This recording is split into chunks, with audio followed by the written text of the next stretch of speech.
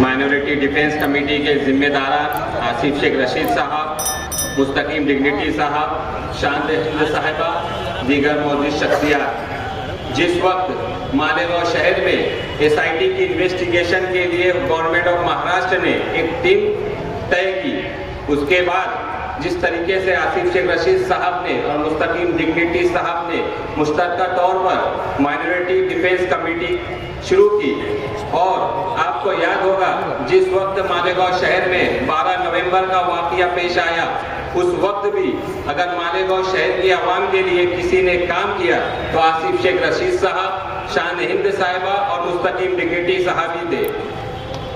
आसिफ शेख रशीद साहब, मुस्तकीम डिग्निटी साहब ने इस मामले में भी मालेगांव शहर के 2 सीनियर एडवोकेट अब्दुल अजीम खान साहब, एडवोकेट आरिफ शेख साहब और दीगर वकला को मुंतखब किया। और आप जानते हैं जो लोग कोर्ट में आ रहे हैं, जिस वक्त भी मुल्जिमीन को मालेगांव शहर कोर्ट में पेश किया जाता था, आसिफ शेख रशीद साहब, मुस्तकीम डिग्निटी साहब वहाँ पहले से मौजूद रहते थे और वकला का हौसला बुलंद करते।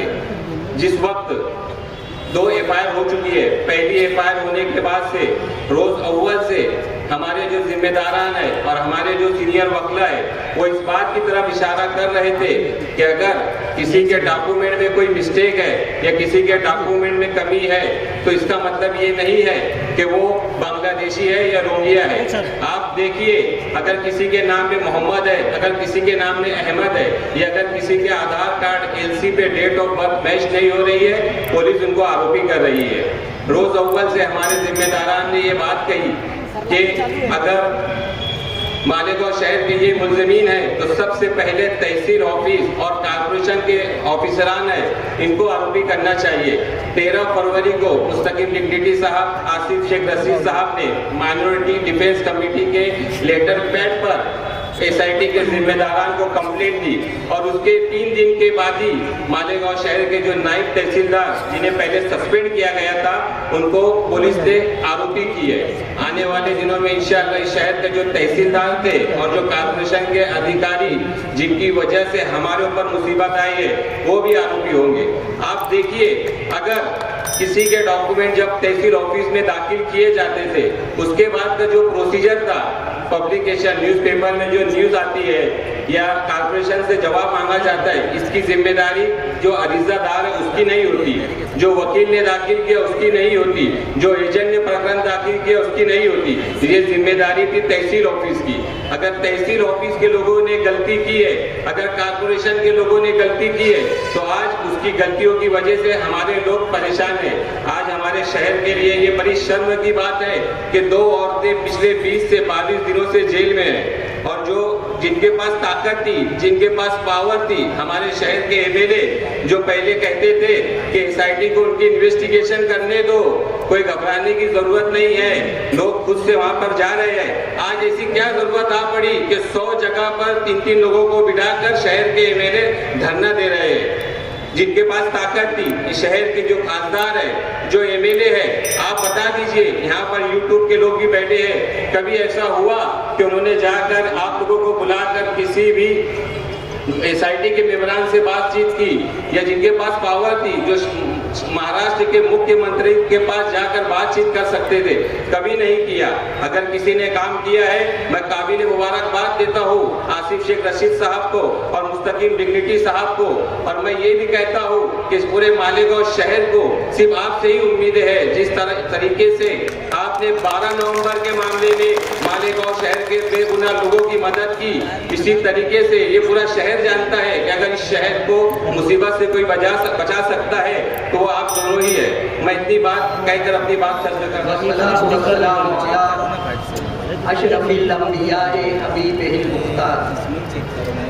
ये आज का जो प्रोग्राम है ये सियासी है, लेकिन खिदमत खल्क करने के लिए, इंसान को इंसानियत से हमदर्दी बताने के लिए इस देश में किसी न किसी सियासी जमात को, तंजीम को आगे आना पड़ेगा। तो यहाँ सियासी जमात के मीर कारवां, शहर के दर्द रखने वाले समाजी खिदमतगार मोहतरमा शान हिंद साहिबा, मुस्तकीम डिग्निटी साहब और इस तंजीम के मीर कारवां रहबर कारवां मोहतरुल मुकाम शेख आसिफ साहब और इन दोनों लीडरों के तमाम कार्यकर्ता, आज का ये प्रोग्राम जो है शहर को जगाने के लिए, शहर को बेदार करने के लिए, ये हारे हुए लोग शहर की हमदर्दी में खड़े हैं। अगर आज ये शहर की हमदर्दी में खड़े हैं तो कुछ बेवकूफ लोग, जिनके बारे में मैं तोड़ मरोड़ कर एक बात कहना चाहूंगा कि तुम तो ठहरे ही रहे झील के पानी की तरह, जिंदा जमीर होते तो तेरे आंसू इन मजलूमों की आंख से निकल सकते थे। तुम तो ठहरे रही बेजमीरों की तरह, अगर जमीर जिंदा होता तो कुछ कर सकते थे। तुम तो मुर्दा दिल हो और मेरे से ज्यादा कोई नहीं जानता। तुम सोचते होगे कि अतहर अशरफी को गाली लिखो, अतहर अशरफी को कम ज्यादा बोलो तो वो तुम्हारे बारे में कुछ नहीं बोलेगा।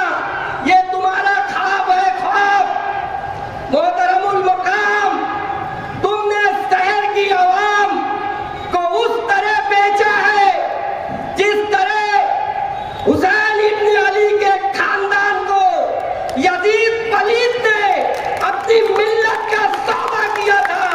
आज उसी तरह तुम उस यजीदी किरदार को अदा कर रहे हो, मिल्लत को बेचकर।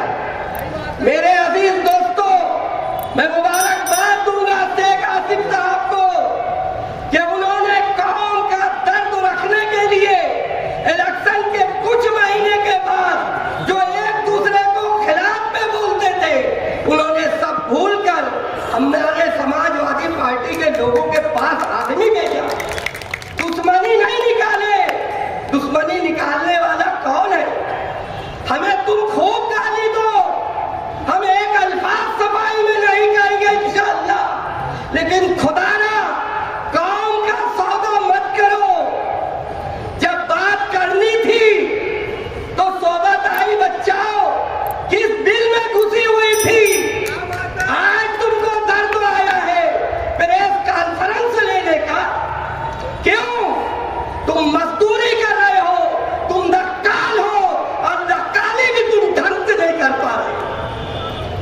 आज फारूक फिरदौसी साहब कह रहे थे, एडवोकेट वकील साहब कह रहे थे 100 जगह, मैं बोलता हूं ईमानदारी से आप गिन लो, वो 100 जगह भी नहीं निकलेगी, उसमें भी मक्कारी है।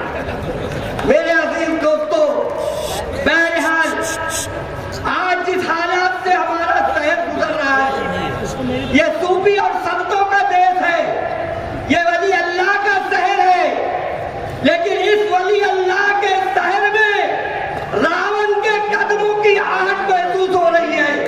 इसलिए मैं पुलिस डिपार्टमेंट से कहना चाहता हूं, किसी के दबाव में काम मत करो, किसी की चमचागिरी में काम मत करो। हम अभी यहाँ मालेगांव में अभी सियासी बेदारी मौजूद है। इंशाअल्लाह ताला ये वो लोग हैं बाबा, कहा जाता है, मैं माजरत के साथ कहता हूं, किसी ने कहा कि मरहूम शेख रशीद साहब फटी कपड़े में आए थे मालेगांव। मैं भी कहता हूं, अरे वो फटे कपड़े में आकर उस अपनी फटी झोली में शहर की आवाम की लाज रखते हैं, और आज उनका बेटा मिल्लत को बचाने के लिए मुस्तकीम का हाथ पकड़कर शहर को बचाने आया है, और तुम उसके प्रोग्राम के साथ 420 करके उसको मीडिया फील करने की साजिश कर रहे हो। ये शहर को सोचना होगा, ये शहर को समझना होगा। मेरे अजीज दोस्तों,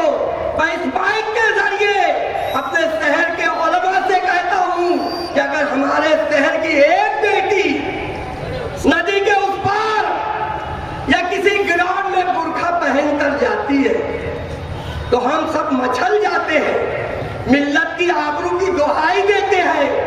अरे आज 2 खातून सेंट्रल जेल में बंद है, तो आपकी आवाज किस दबाव में खामोश है? क्या वो आलिमा होती, क्या वो कारिया होती, क्या वो दर्स कुरान वाली होती, जब भी हम बोलते वो गरीब की इज्जत नहीं है क्या? मेरे अजीज दोस्तों, मेरे भाइयों, समझो और लोगों को समझाओ। ये सिर्फ आसिफ शेख की जिम्मेदारी नहीं है, मुस्तकीम की जिम्मेदारी नहीं है, इनके कार्यकर्ता की जिम्मेदारी नहीं है। इस वक्त मालेगांव के एक फर्द की जिम्मेदारी है। तो लोगों को समझाओ, अगर आज नहीं जागे तो याद रखो आने वाली नस्ल को तुमको हिसाब देना पड़ेगा। अपने जमीर से पूछो, यकीनन हम धोखा खा गए, इसका हम एतराफ करते हैं। ऐ मेरे अजीज दोस्तों, ऐ मेरे साथियों, आज उन बहन बेटियों का सोचो जो जेल में है, उनके बच्चे।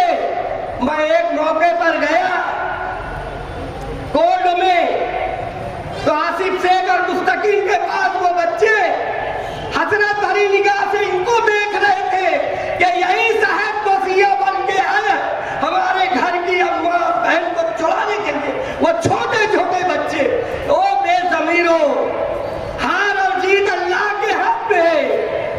आज कहा जाता है कि मुसीबत आई नहीं है, मुसीबत लाई गई। नहीं जमेगा। तो जिनके पास कुछ नहीं है वो मुसीबत लाने की ताकत रखते हैं। अगर तुम दयानतदार हो तो तुम मुसीबत को दूर करके बताओ, जब समझेंगे कि तुम परस्त हो, तुम मिल्लत फरोश नहीं हो।